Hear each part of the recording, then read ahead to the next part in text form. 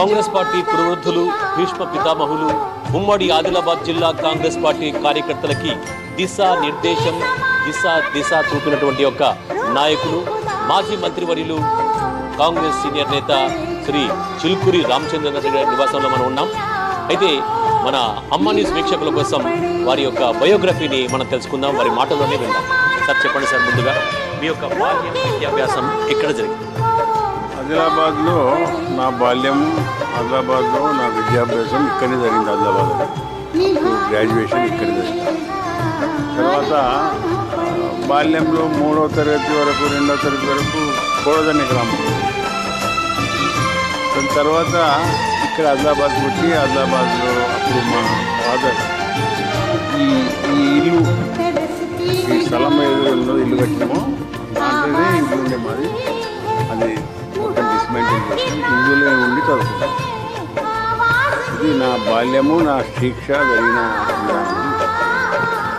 మీ ప్రాథమిక విద్య అంతా కోడదు, తర్వాత ఉన్నత విద్య, తర్వాత గ్రాడ్యుయేషన్ అంతా కూడా విద్య అంటే ఉండే అల్ఫాబెటికల్ విద్యనే అక్కడ. ఇక్కడ 3వ తరగతిలో జాయిన్ చేసిండు డైరెక్ట్గా. 3వ తరగతి వరకు ప్రైవేట్ స్కూల్, అక్కడ లక్ష్మీపతి అని మాస్టర్ గారు, ఇంకో మాస్టర్ వాళ్ళు చెప్పిన తర్వాత తప్ప ఇంకేం లేదు. ఇక్కడికి వచ్చిన తర్వాత Shyamrao master school private school వేసి మనం 3వ తరగతి మమ్మల్ని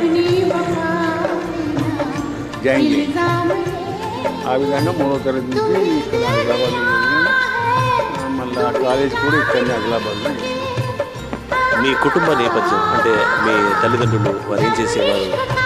మా తల్లిదండ్రులు వ్యవసాయం తప్ప ఇంకేం లేదు, వ్యాపారం ఏం లేదు. కానీ ఆర్థిక పరిస్థితి కానీ, సామాజిక పరిస్థితి కానీ, సాంఘిక పరిస్థితి కానీ అంతా వ్యవసాయదారుల కుటుంబం నుంచి వచ్చి ఇక్కడ మాకు చదువు చెప్పించాలనే తప్పులతోటి మా ఫాదర్ ఈ స్థలం కొని అప్పుడు ఇల్లు కట్టడం జరిగింది. 1953, 54 ఇల్లు కట్టడం జరిగింది.